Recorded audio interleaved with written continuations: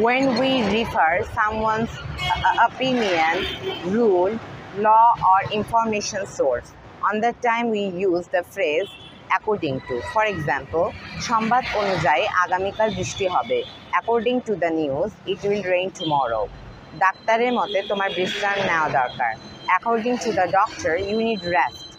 আমার শিক্ষকের মতে এটা ইংরেজি শেখার সেরা উপায়. According to my teacher, this is the best way to learn English. আবহাওয়া প্রতিবেদন মতে ঠান্ডা পড়বে. According to the weather report, it's going to be cold. ইতিহাস অনুযায়ী এই মন্দিরটি খুব পুরনো. According to history, the temple is very old. আমার বাবার মতে পরিশ্রম কখনো ব্যর্থ হয় না. According to my dad, hard work never fails. সময়সূচি অনুযায়ী ট্রেনটি সকাল 6টায় ছাড়বে.